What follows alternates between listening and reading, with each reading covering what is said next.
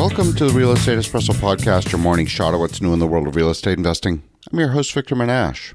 In the 1920s, stock market mania was in full bloom. The American people bought stocks in unprecedented fashion.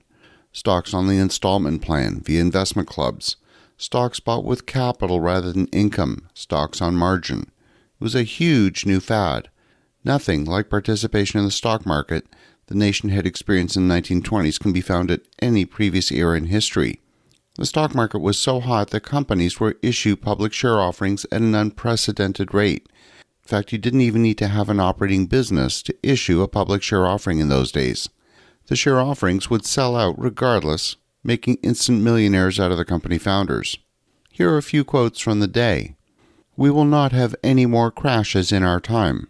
This was said by John Maynard Keynes in 1927, 2 years before the stock market crash which led to the Great Depression. Stock prices have reached what looks like a permanently high plateau. I do not feel there will soon or ever be a 50 or 60-point break from present levels, such as have been predicted. I expect to see the stock market a good deal higher within a few months. This was said on October 17, 1929, a few weeks before the Great Crash, by Dr. Irving Fisher, professor of economics at Yale University, and Dr. Fisher was one of the leading U.S. economists at the time. This one was said by E.H. Simmons, president of the New York Stock Exchange on January 12, 1928. I cannot help but raise a dissenting voice to statements that we're living in a fool's paradise, and that the prosperity in this country must necessarily diminish and recede in the near future. And this one from Myron Forbes, president of Pierce Arrow Motor Car Company. There will be no interruption of our permanent prosperity. So fast forward to our modern era with our advanced digital society. In 2020, the Special Purpose Acquisition Company became a really popular vehicle. Now these SPACs have been around for decades, but they haven't been all that popular. The blank check companies were created for the sole purpose of acquiring a private company and enabling it to go public using the funds raised during the IPO of the SPAC. Now forgive me if I'm the only one who thought this was eerily reminiscent of the 1920s stock market mania.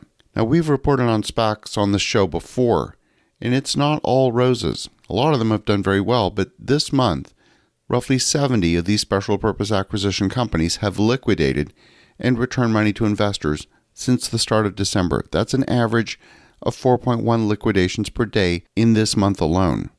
Now virtually all of these have lost money. The IPO process is long and costly. It's not the ticket to wealth. It could be a step along the way, but the ticket to wealth starts with the underlying profitable business. The IPO is the crowning achievement of an otherwise successful startup business. I was involved in the IPO of Tundra Semiconductor in the late 1990s.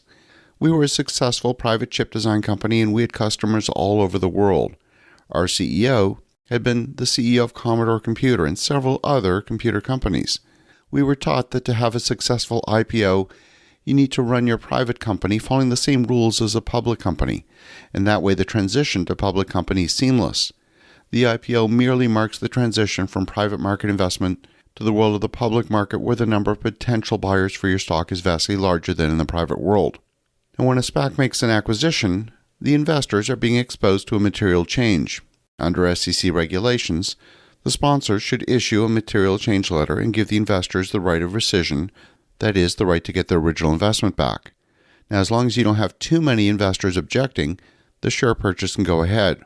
But let's put this in perspective. These investors wired funds out of their bank account into a newly created entity that was created for the sole purpose of buying a business, any business that meets the criteria in the prospectus, that hopefully someday would be a good deal. Now sure, you can object when the time comes, but if a good acquisition doesn't materialize, then the companies spend investor funds on an IPO for a company that does not now and will never exist.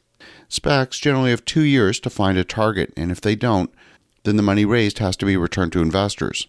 Now, am I alone in thinking this is not a great idea? This is literally putting the cart before the horse, building the attic before the foundation. Choose your favorite metaphor.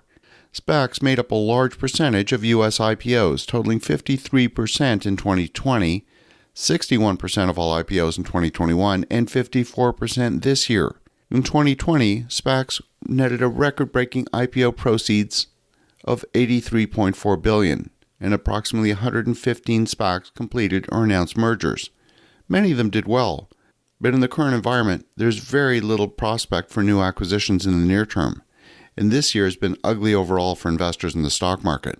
SPAC creators have lost more than $600 million on liquidations this month and more than $1.1 billion this year, and that's according to data from SPAC Research. That's an average loss of $9 million for each SPAC. Most of the money would be spent on legal fees put towards the setting up of the entities and the offerings and carrying the costs of those newly formed entities in management fees.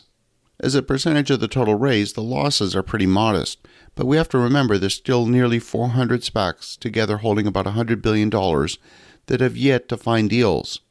I'm still struck by the notion that on average, each of these 400 blank check companies have raised about $250 million into a fund for future acquisitions. Now, I suspect that a lot of that stranded capital will eventually get returned to investors, and it's going to look to be redeployed into other assets once it's returned. I'm truly hoping this is not a repeat of the 1920s. As you think about that, have an awesome rest of your day. Go make some great things happen. We'll talk to you again tomorrow.